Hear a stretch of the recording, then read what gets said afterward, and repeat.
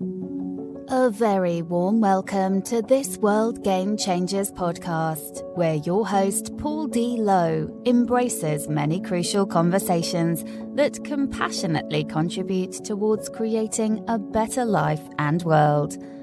Paul's intention is very simple: to help get people's inspirational insights and motivational messages out into the world so others may benefit.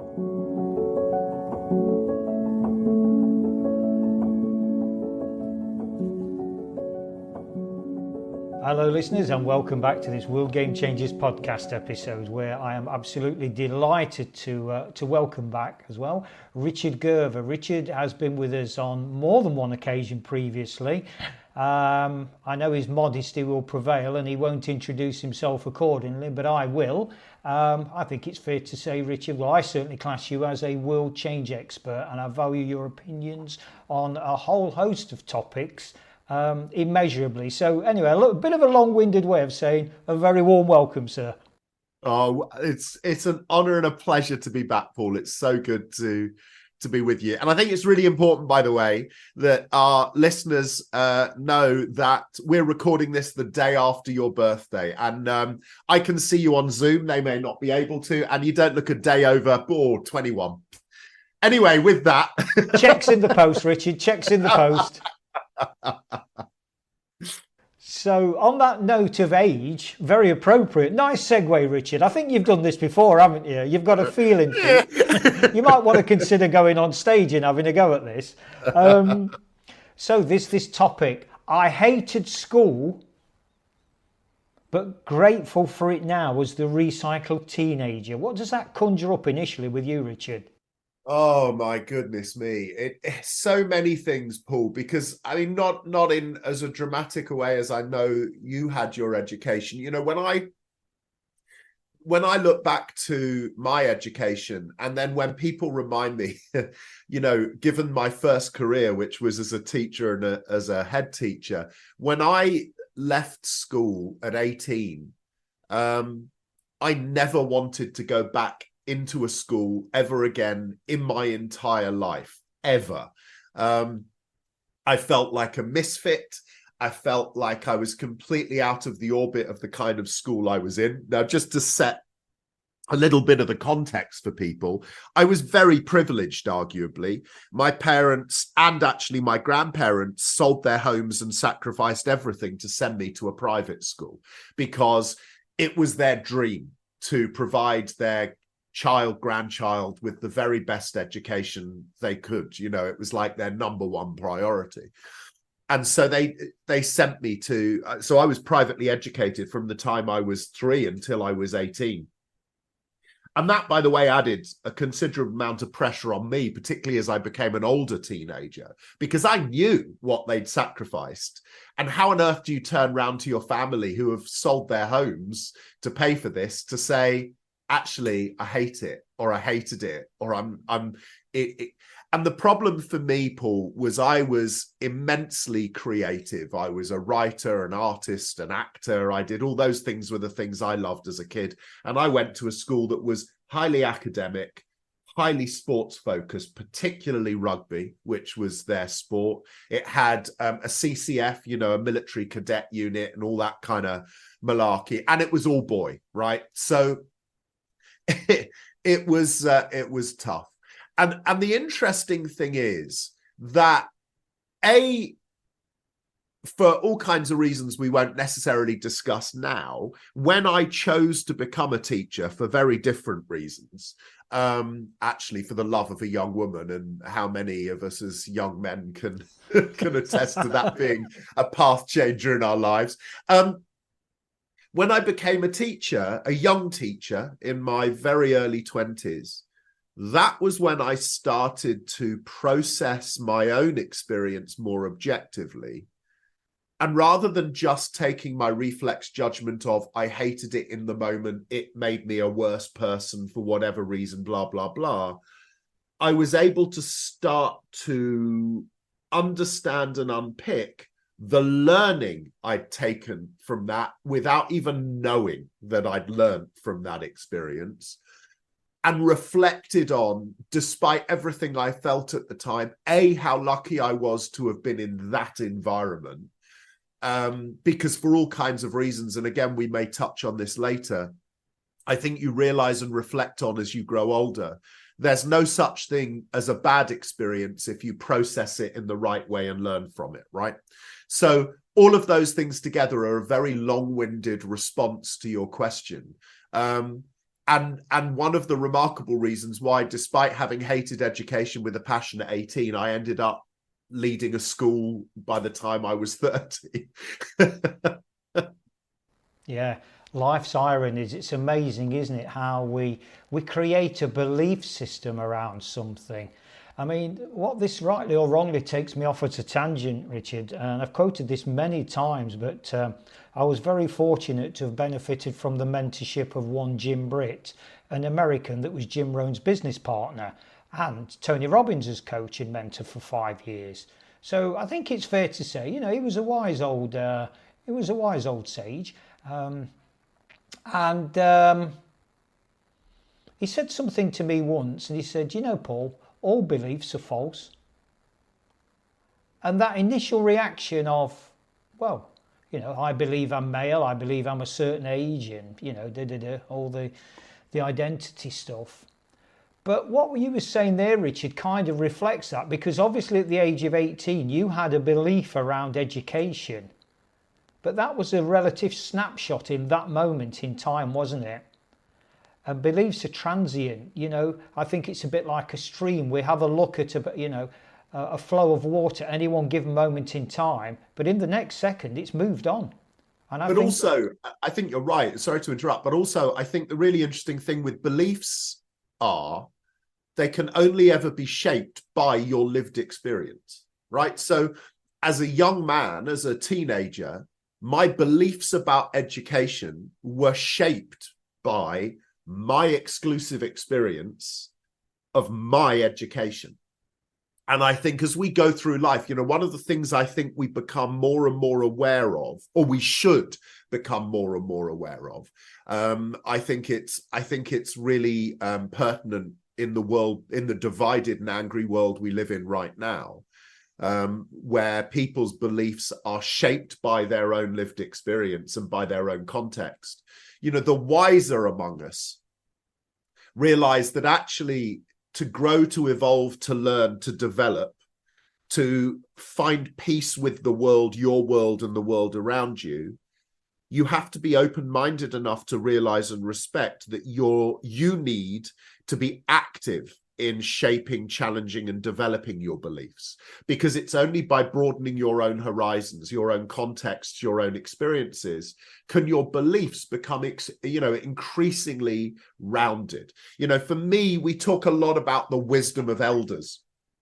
One of my favorite quotes being, every time an old person dies, a library burns down. And in a way, I think there's something sadly poignantly true about that.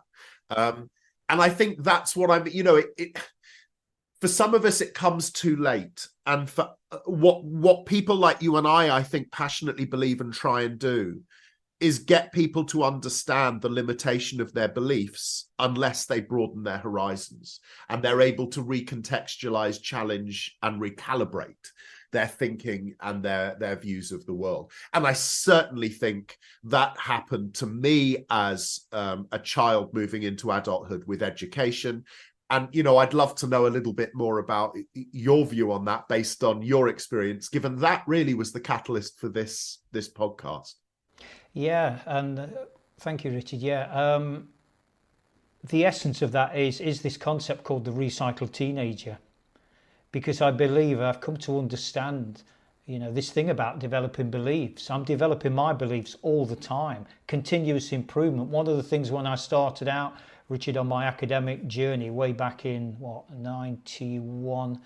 Yeah, 91 for my foundation year, 92 first time at uni, was this, I got introduced to something called Kaizen, the Japanese continuous improvement philosophy. Yeah. And that was massive for me. Absolutely massive. And I think in terms of our beliefs, that dovetails quite nicely into Kaizen, because whatever I was thinking or believed yesterday who's to say it's true today? It might serve me today, or what was exceptional yesterday. Yeah, I really believe that. Do you know what, Richard? The world is X or Y or Z, and I so passionately believe it. And then today I'm thinking, do you know what?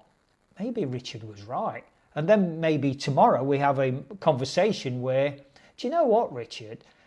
Actually, maybe perception is all there is. And I think we've got, so long as we've got that awareness to understand that perception is all there is and respecting those differences, there is no ego-driven argument to be had. I'm right, you're wrong, or vice versa.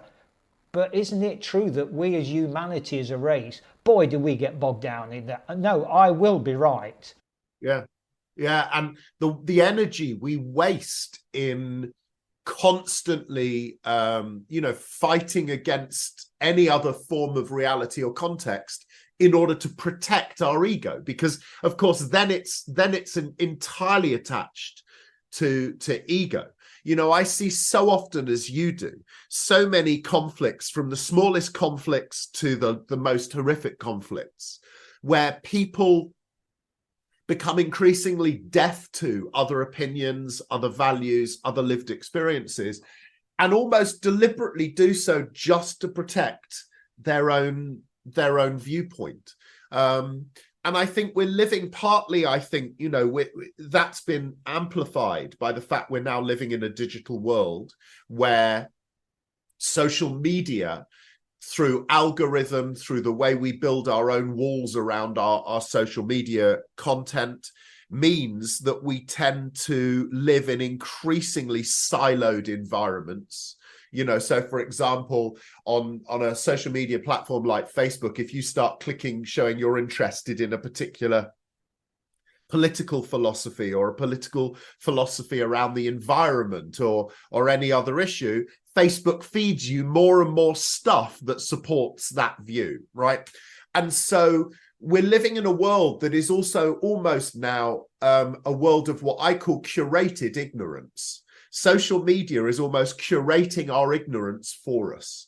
And I think it creates a really dangerous environment, particularly for our younger folk, because we're creating ecosystems where, they find it really, they can't see why they would ever look outside their belief system because of the confirmation biases that are constantly circulating and fired at them.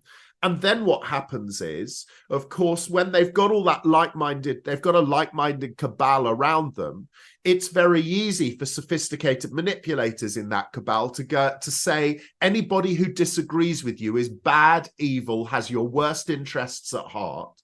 And I think that's happened through history, but I think it's even more pronounced and more dangerous now because of the digital space, which preoccupies so much of our lives. Yeah, I agree, Richard. And I think, on that note, as you say, it's always happened, but it's very dangerous now because it's exponential in the way that it spreads. And, to term a phrase, the keyboard warrior, it's controlled by people that you're never actually going to get to confront. In the old days, if somebody upset you, or tried to control the world, there was a kind of physical part to it that you could relate to him or her. You could see him or her, albeit on a film or on the TV or here on the radio or whatever. But there was something there. This is dangerous for me, very dangerous, because it's behind the scenes. It's kind of, I want to share a bit of by way of a segue, a bit of a humorous thing. Well, I think it's humorous. There comes that word thought again. I think it's humorous. So 2-3 years ago, a good friend of mine, very good friend of mine, runs a computer shop. So I took my computer, it was kind of slowing up, and he said, "I've found some obscene material on your laptop." And I said, "You haven't?" He said, "But I have." I said, "Well, I've been hacked then." Anyway, he was playing me along and my conscience was completely clear. And he kept me hanging and he said, "Why have you got Nottingham Forest Football Club as one of your favourites?" It's obscene because he's not a Red, you see. His affiliations lie elsewhere. And I would imagine just down the A52, judging by his response. You're very, very, very, in fact, you're red hot, Richard, not so much warm, but red hot. But so anyway, we kind of had this banter, but kind of joking aside, I think it just goes to, to reinforce, and not that it needs any reinforcing, how much, if we can bring in the term artificial intelligence, AI is starting to really, and I say starting, to exponentially take over our lives, and the fear that it's driving in. And I'm sure, Richard, like yourself, to hear this phrase, it's going to take over our jobs, unquote. I mean, I'm hearing that more daily than, say, somebody saying, do you want 1 or 2 sugars in your tea? And I think it's a really interesting point and perspective on so many levels. Because again, I think, and I don't use the word ignorance as a criticism, I think sadly too often we use the word ignorance as a cheap insult, and it isn't a cheap insult. I think it's a very powerful and provocative word that should be used constructively. One of the things you see, and certainly, we've through history, this is true, but it's accelerated because of the rate at which the world is turning and changing now. Our reflex on the whole of anything new has always been to be fearful of it, right? So when Caxton gave the world a mass-produced printing press, the world reacted by saying this will be the end of humanity because now we can print words that will be available to everybody, and that's dangerous. Then in the 1950s, transistor radios and the advent of TV and all that kind of stuff gave the world rock music, Elvis Presley and Bill Haley and all of these people, and Buddy Holly and all these people. And everyone said, this will spell the end of humanity as we know it, right? And then we move forward and we've had the early days of computing, and then the internet, and then, smartphones, and then social media, and then AI.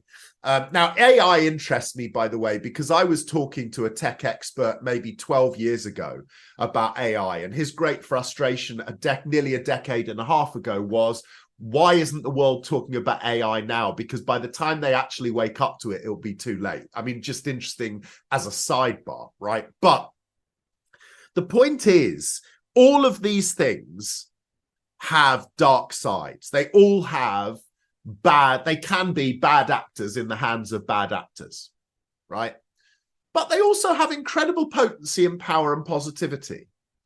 And the problem is that as a human species, our reflex of anything new is, and I get it because it goes back, if you like, to the whole thing about fight and flight and the reptilian part of our brain and all that kind of stuff, right? Is, oh my God, this is dangerous. I don't understand it. This must be evil. And I need to cast the narrative that way, which goes back to what we were saying before about beliefs, right? Because you can only build your beliefs in what you know, or you think you know, what you understand, what you think you understand, which is based on your experiences, who you talk to, what you see on the internet, etc., etc., etc.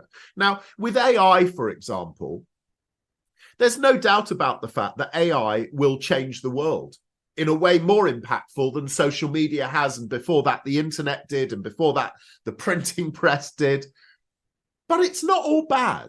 So, for example, I had a conversation just last month with a very senior corporate lawyer. And he said, one of the amazing things about AI, he said, let me tell you about most of our jobs in this sector as corporate lawyers. He said, most years mean that my team and I have to look through 6,000 major corporate contracts, like big tomes, right?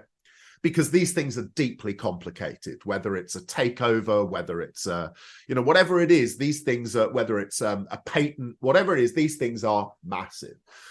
He said, what's really has always been really challenging as a lawyer is, let's say I have to read through 6,000 of these things a year. Each of them has thousands of pages with hundreds of thousands of words.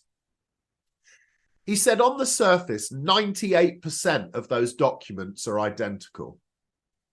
He said, the only difference is in 2%. He said, AI means that in the next few years, AI will identify for me the 2% that's different, meaning I don't need to waste my time reading through the entire document to get to the bits that might be contentious or new or different or original or need questioning and challenging. He said, which actually means I will be able to spend more of my intellectual time, more of my professional time, focused and targeting on the things that matter. And when I thought about that, I thought, when you talk to people in medical science, they'll tell you the same thing. They'll tell you, rather than having to go through really complex processes of diagnosis, multiple testing, retesting to find somebody's... AI will be able to do the heavy lift bit for us, which means we'll be able to spend more time, less on administrating the process, more on actually finding the solution. And, when you think about that, yes, it's going to reshape a lot of our lives, but the instinct shouldn't be it's evil, we've got to find a way to combat it. What we need to be doing is broadening our horizons, because, of course, that's the other thing. The more we put ignorance in a box, the more profound our understanding, the more control we take of our lives and the situations around us. And, of course, one of the reflexes for me about that immediate negative kind of reaction to something new, something different, is the fear. And so the more you understand, the more you know, the more you control that fear. Because, of course, the real danger is when the fear controls you, when you feel that you're out of control, and when you feel you have no power. That's when the anger rises, the negativity rises, the aggression, the locked in, the silo nature, the hunkering down, all of those things. And so for me, going all the way back to the start of our conversation, with education, what I realized was, whilst there were a number of issues, even now as an education professional, I realized were not great about my school experience. What I also realized was that I was a vulnerable teenager who felt under threat a huge amount of the time, and therefore rejected a lot of what could have been incredibly constructive and positive to me. But I was in a state of heightened alertness, as many teenagers are. The hormones are going bonkers. All of the stuff and complexity of what that young part of your life looks like. And actually, if it's taught me nothing else on reflection, it's taught me that the minute I feel nervous or fearful of something, the first thing to do is not to pull away from it, but to try and understand it. Interesting word you mentioned earlier on, Richard, and very appropriate in my humble opinion, was the word narrative. And I think the narrative that's playing out around AI generally, but more specifically with the context of its relationships with EI, emotional intelligence, I think that's a dynamic that, for me personally, I find it fascinating. And, the concept of the recycled teenager, we'll come to my school experience, and I know I've shared this with you privately off air, but I think it's very relevant, and I loved it when it came to the fore, Richard, because it reinforced for me, when you talk about fear, surely that's encompassed within the story we're telling ourselves, our thoughts, our beliefs. We create this story, this image, this identity. This is who I am. This is my world, etc., until we're challenged, as you say. And, for me, this whole concept of the recycled teenager is amalgamating, because we don't want to, and I'm going to use a Gervism here, and I love that, and I use it regularly, this childlike curiosity. We don't want to lose that, surely, not to be constrained by fear because we are older now, and we know better. Do we? Do we really? Okay, well, that's another podcast altogether. In fact, I'm sure we've already covered that ground comprehensively, Richard. But so to amalgamate this childlike curiosity with senior wisdom, I think you've got a concept called the recycled teenager. Because I will go back to my school days or my teenage years, and I will go back to when that carefree attitude of, I'm not going to be constrained by fear. The Brazilian philosophy, and this was certainly in Pellé's when he was coming through the ranks as a young man. Give me a ball, let me play. And I love that. And I think we've lost that as a society, as a populace. Richard, we've lost it throughout the world. And you know, this is the concept of the intentionality behind the recycled teenager. Let's turn the clock, the hands of time back, because we can. We actually can. All the advancements that you've referred to technologically, they'll stand and they'll grow. But we as people, I just wonder sometimes, and I offer this as a collective, not as an individual sort of slur or defamation on any individual at all, including myself, but I just wonder at times, because of this beautiful mechanism up here called a mind, how far have we actually come? Because our friend fear comes and taps us on the shoulder and say, I'll look after you, stick with me.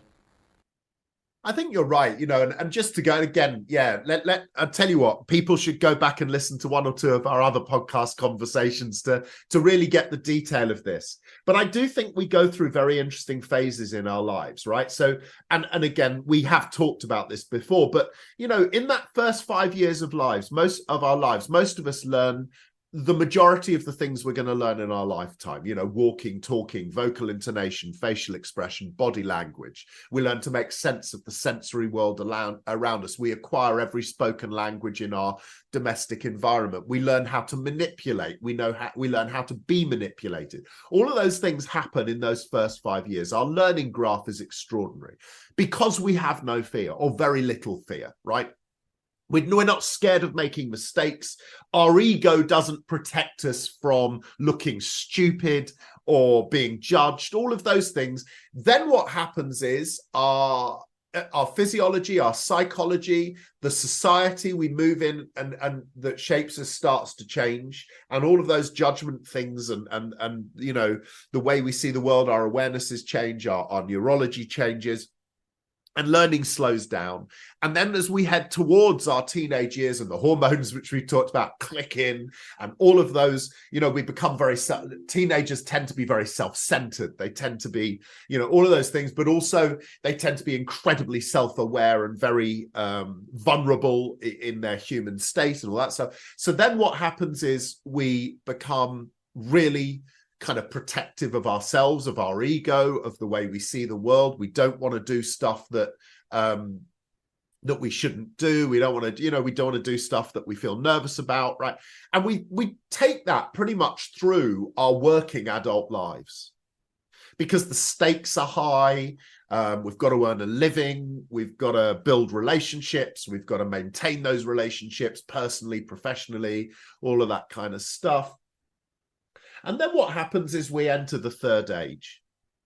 And in the third age, so many of us, it's at that point, so many of us start to, which is for me where the recycled teenager concept comes from, right? Because in that third age, you start for all kinds of reasons to think like your childhood self again. You suddenly become hungry to learn. You know, how many people who retire suddenly go, oh, I've always wanted to learn to paint, or I've always wanted to learn more about science or history, or I'm going to go back to study at night school, or I'm going to apply for a course at university. Or so that whole third age begins. And, you know, how often also do you see the joy in some of our elders in our community who go, I don't care anymore. This is how I want to look. This is how I'm going to look. This is how I'm going to be because I don't mind. I've got no one to impress now. You know, you suddenly get to that point in your life when you look in a mirror and you think, for the first time in my life, I feel totally happy in my skin as me. And in a way, you're right, because I think the power and potency of what you're talking about, what you're working on with the whole idea of the recycled teenager, is if only we could learn the lessons in between the two spikes, childhood, third age, and we could find a way to draw that into what arguably should be the most productive, most dynamic phase of our tiny time on this planet, we could actually make the world a better place for ourselves and the people around us. I'm going to offer something, inverted commas, Richard, a solution to bridging that gap. And I'm going to make it very simple because we like simple thinking, don't we? Oh, we do. Available at Amazon. Yeah, the plugs are thick and fast, listeners. The plugs are thick and fast. But that one word, Richard, is storytelling. I think that, to embrace yet again that childlike curiosity, and just dare to let our minds be creative again, and the stories we tell ourselves, because I really do believe, from my own perception, and some of the kind of experiences that I've been through, and indeed we've spoke about them on previous podcasts. So they're out there in books and podcasts and whatever. So we don't need to keep going down that rabbit hole, of course. But for me, Richard, the one I've learned many things, and still many things to learn. But the one thing I'm absolutely convinced of at this, this third age of this phase that I'm going through now, is the power of storytelling, and how much that can help us in our world to alleviate fear. It is an immensely powerful antidote to fear if we've got that awareness. And I'm going to introduce a word, and I'm interested in your thoughts around this: courage to dare to flirt with this bit of creativity and go into the unknown. I think it's a hugely important word. And I think it's one of those things where, again, hopefully the lived experience of wisdom starts to help us. Because I think so much fear comes from what we anticipate the outcomes or the impact of our actions might be, or the things we may experience or do might be, versus the reality of how they actually will be. And Pumby, I think the courage comes from the ability, actually, the self-confidence to say, well, that might be the outcome, but it doesn't have to be the outcome. So I'm gonna go for it anyway, right? So, for example, take it to the extreme level. Somebody who signs up to join the military because they fiercely believe in taking an active role in protecting their nation, their country. And this isn't about a political view of that, right? It's just one of those extreme lines. Those people know full well that by signing up to join, if you like, the infantry, the front line of the military, that they may be killed in action. But they also sign up, and the courage comes from, but my training, my colleagues, my team, the environment I'm in may well mean that actually I achieve my goal in somehow protecting my country, my nation, my people, my team.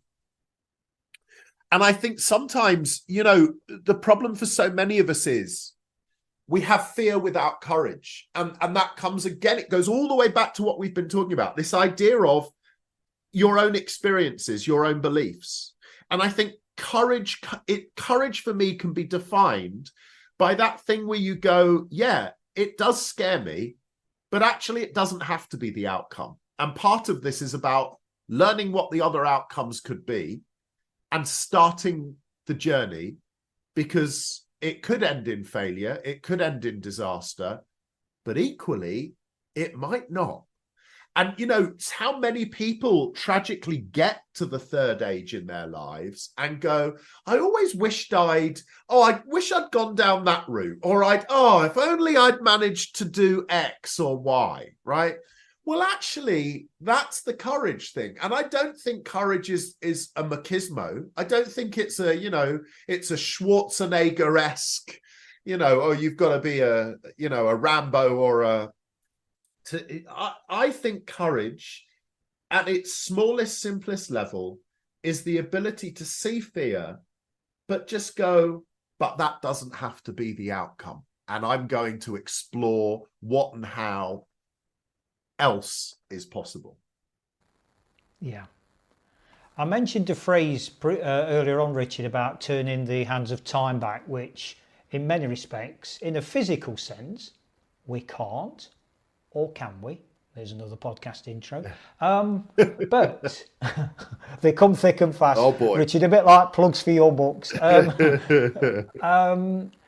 But I think for me, Richard, this whole kind of release, just picking up on the military thing. So the story we tell ourselves. Now, turning back the hands of time, one thing. But to share with our listeners something that we spoke about a week or so ago off air, in terms of my own experience. So I went to join the military when I was 19. Okay. I went to join the Royal Marines and I was accepted. And it's interesting that you talk about the love of a woman, because the reason I didn't go in at that moment in time was me and my girlfriend had split up. So I had this notion at the time that, okay, that's okay. So I was, all ready to go to Limpstone and this and that and the other and what have you. But me and the girl had split up. So I had this idea, and I'd also got this offer of another job, which I took at the post office, the GPO as it was then. So I thought, right, what I'll do, I'll take this job short term at the GPO, I'll get back with my girlfriend, and then when we're happily reunited, I'll let the Royal Marines know that I'm available again. Doesn't work that way. And ironically, talk about life's coincidences, Richard. The first guy that they put me with as a kind of barely a 19-year-old was an ex-42 Commando Royal Marine. And it became very apparent that me and the girlfriend wasn't going to go a bigger thing. So I was talking to this guy and I was telling him all about it. And he said, so after a couple of days of being with him, he'd kind of got to know me a bit. And he said, right, I'm going to take you. I know the recruiting officer down in the centre of Nottingham. I'm going to take you back. He said, the Royal Marines is made for you and you're made for them. He said, don't waste. He said, I did sort of 9-10 years in the mob. And, I've got a family now, kids, blah, blah, blah. So I need this. He said, but you're a young man finding your way. He said, it'll be brilliant. So he goes back, Richard, down to the recruiting office, which was on Milton Street, right in the heart of Nottingham in those days. And this guy, he met up with this recruiting, and they were from the Royal Navy / Royal Marines. So they knew each other of old. They'd served together. And this guy said to the guy that I was working with, the ex-commando, he said, I'm really surprised at you bringing this guy back. He said, we are the cream of the cream. You only get one chance with us. He didn't even look me in the eye, this guy. It was almost like as if I was not there. He said, and ironically, Richard, he said the same thing as what the other guy had said. We was made for him and he was made for us, but he's blown it. Here's the door. Wipe your feet on the way out, kind of thing. And that was it. So I mentioned that in the context of, and this is a very, very, very recent breakthrough, and I mean recent in the context of 2 months, of being that recycled teenager and bringing in that wisdom and seeing things in a completely different light after, something that happened with a school situation. 48 years on, a guy contacted me out of the blue, an old schoolmate from the grammar school, which ironically was run along the lines of the military. And boy, did I rebel against that in the early 70s. Boy, did I rebel. So there's all this stuff going on. But before that, going back to, when I was kind of 19 and I went to join the Royal Marines, I've come out of this. I've looked at the whole kind of experience now, because I cannot physically turn back the hands of time. But what would I do now? What story am I telling myself now? I'll tell you what story I'm telling myself, Richard and listeners. I'm telling my story of yes, that was an all-boys grammar school, steeped in tradition, very military-like run. I would have buckled down. I would have got my A-levels. I would have got a commission in the Royal Marines and served as a padre. And I would have represented England at rugby. And as you know, football was my passion for many, many, many years. And I kind of put rugby, because I was actually far better at rugby than I was at football. And I was fairly decent at football. But I blew this away with these beliefs, Richard, and being taken down. But now as a recycled teenager, I'm revisiting this. Well, the reality is, Paul, you might say, you're too old to join the Royal Marines and get a commission. And you're too old to represent England at rugby. Okay, but if I set out that intentionality, where is that then going to take me? Because there are things, as we know, Richard, that run very, very, very parallel in life. So I might not get that England cap, but who knows? I might get something else. Yeah, I think that is such wise and strong reflected advice. And again, it comes down to the wisdom of elders, right? And the challenge exactly that. How do you use that story, to help people who aren't yet in that third stage, who start to interrogate and question and challenge their thinking? Because the truth is, your story, even that story, as you've just alluded to, that story, it probably is still in its opening chapter, right? Yeah. But the problem is, there are points in our lives where we think what might be one chapter in the story is the whole book. And I think it's that thing about, it goes all the way back to this thing about beliefs and broadening your horizons and constantly having the confidence to overcome fear and take new adventures or new pathways, and to keep learning, to keep exploring, to keep questioning, to keep challenging. It's all of those, it's all of those things. And I think that the problem is that we close the book too soon, thinking that's the whole story. And the truth is, until the day they nail us in a box or whatever they do with us, once our physical selves has been spent, we're actually still in the same damn book, right? We're still in the same. We are we are a multi-episode, multi-chapter story that the credits will not roll until we're not breathing anymore. Right? Yeah. But here's the other thing about that also, that there is an argument that says how you live your life, even when you're gone, you can continue your story through the legacy you leave and through the others you've influenced and the others whose lives you've touched, right? So that's the other thing that I've always been very cognizant of, is how do I, in some tiny way, leave this world a better place than I found it? Because the truth is, and it's a hard truth, within most, if let's say we live to be blessed to live in our mid-70s to our mid-80s, right? Within one more cycle of that period of time, most of us will be totally forgotten. We might be on a ancestry.com website, right? There may be somebody who has a photograph of great Uncle Paul or Grandpa Richard, or you know what I mean? Yeah. And by the second cycle of that, so within 150 years, no one will even know you existed. And so when you think about that, the short time we're here and the short time we'll be remembered, what that says to me is I have to care intensely about every moment of my life, how I'm living it to the max now, and what kind of impact it's having and will have on the world when I've left it. And I think if you start to think that way, you start to be able to counter the fear. Because actually, when you think about it, the fear you may have woken up with this morning is not something that you'll remember, hopefully in 10 years' time, but you may look back on and think, my God, I wish I'd taken a stride forward. And in 150 years' time, nobody will know you even existed, let alone that morning you woke up with that moment of fear. Yeah. So it's contextualizing constantly for me about saying,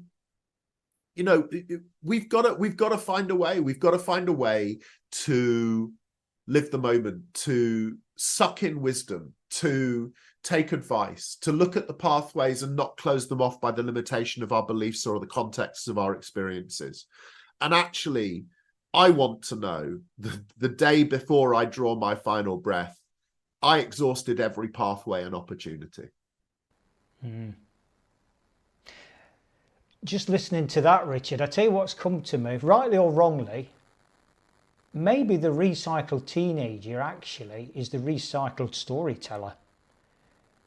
Because he or she, they're constantly recycling and processing in that moment. And what is that story? I know that upon reflection, I know just from my own perspective that my views maybe not radically. Everything that we've spoken about, Richard, will have been challenged, enhanced, augmented, call it what you will, as a result of just this one conversation alone. And arguably our conversations are, dare I say, extremely powerful, because we just dive in and we go all over the place. And I'm not saying I don't have those conversations with others, of course I do. But there's a certain richness and there's a certain synergy I feel in our dance. And that's actually, and you're absolutely right what you said about, the beginning of the chapter. Maybe that chapter of that recycled teenager is growing into another chapter where that actual teenager goes into the phase 2, and then that teenager then goes in from 2 to 3 in the kind of more senior age, and he or she becomes the recycled senior or the recycled storyteller. I love Just that. a thought. And you've done it before our very ears and eyes. And by the way, the other thing is the ability to, when somebody writes a book and draws a character, they might, for example, say, Paul was a complex boy.